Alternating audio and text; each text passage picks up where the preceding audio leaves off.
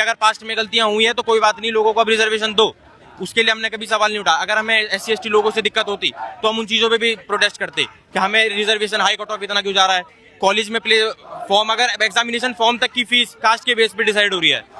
अगर आप फिर बोलते हैं कि इनको दिक्कत क्यों है, JNU में नारे लगते हैं ब्राह्मण बनिए देश छोड़ो, भारत ब्राह्मण बनिए कैंपस छोड़ो, खून बहाया जाएगा अगर आप कैंपस नहीं छोड़ोगे, दीवारों पे लिखा जाता है, उसके ऊपर कभी कोई सवाल नहीं उठाता। नारे लगते हैं तिलक तराजू और तलवार, इनके जूते जूते मारो चार, जिसमें तिलक यानी ब्राह्मण, तराजू यानी बनिया, क्षत्रिय, तलवार यानी क्षत्रिय, इन तीनों को यहाँ मारने की बातें होती हैं, उसके कभी कोई सवाल नहीं उठता। बात यह है कि अगर आप कोई लॉ बना रहे हो, अगर कोई SC ST के साथ गलत भेदभाव कर रहा है तो वो चीज़ हम भी एक्सेप्ट कर रहे हैं कि अगर कोई गलत कर रहा है तो उसको सजा मिलनी चाहिए। लेकिन आप एक ब्लेंडेड सीधा बिल पास कर दोगे कि सब कर रहा है, उसके ऊपर कोई एक्शन नहीं हो सकता, कमेटी बैठेगी।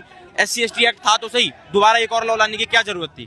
ब्राह्मणों को पहले गुरुकुल चलते थे, ब्राह्मणों को शिक्षा देने का काम था, अब वो उनसे छीन लिया, राजपूतों से राजपाट छीन लिए। हम लोगों ने तो कभी नहीं बोला कि आप लोगों ने गुरुकुल क्यों बंद करवाए, वो हमारा होता। पहले के टाइम पे जो बोलते हैं ब्राह्मणों ने अत्याचार करा, ब्राह्मणों को अगर खाना भी खाना था तो भिक्षा मांग के खाते थे। हम तो आज के टाइम पे नहीं बोल रहे कि आज से 1000 साल पहले हम भिक्षा मांग के खाते थे, आप हमें आज राशन कार्ड फ्री में दो।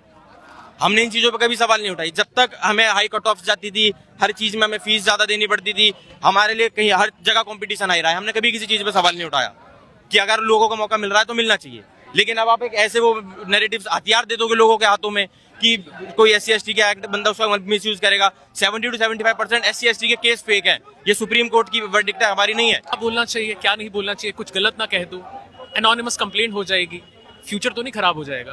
किसी से मजाक करें ना करें, बोले ना बोले। घर से मेरा गांव हिमाचल प्रदेश में है, माता पिता का फोन आता है और माता पिता खुद अध्यापक रहे हैं, अब रिटायर हो गए, लेकिन खुद मुझे कहते हैं कि बेटा अब बात मत करना, अपनों में रहो, सिर्फ किसी और से बात मत करना। और पिताजी ने तो ये तक कहा कि कुछ कर, कुछ स्कॉलरशिप ले और चला जाए यहाँ से बाहर। तो सर ये इंडिया छोड़ने के लिए, तो ये हमारी बात हुई सर माता पिता से, उनका भी कंसर्न है, हमारा भी सर कंसर्न है। यूनिवर्सिटी का माहौल है, आप अपनी पॉलिटिक्स कीजिए, आपको कोई नहीं रोक सकता, आप बहुत बड़े धुरंधर है पॉलिटिक्स के, लेकिन हमारे कॉलेज को, हमारी यूनिवर्सिटी को, अंग्रेजी में सर कहते हैं there is a target on your back, you are the one. हमें ऑटोमेटिकली सर प्रिज्यूम किया गया कि हम क्रिमिनल्स हैं। बच्चा जो पढ़ के आ रहा है ना, इतनी तैयारी करके आ रहा है, वो अपना टाइम पास करने नहीं आ रहा है यूनिवर्सिटीज में कि वो जाएगा बच्चे की जाति ढूंढेगा, डिस्क्रिमिनेट करेगा उसको। हमारे पापा इतनी मेहनत से कमाते हैं, हमारे पेरेंट्स, हम अपनी पूरी फीस भरते हैं। हमारे फॉर्म, अगर हम 10 फॉर्म भरे ना तो हमको 20,000 रुपए देने पड़ेंगे 10 यूनिवर्सिटीज के फॉर्म भरने के लिए।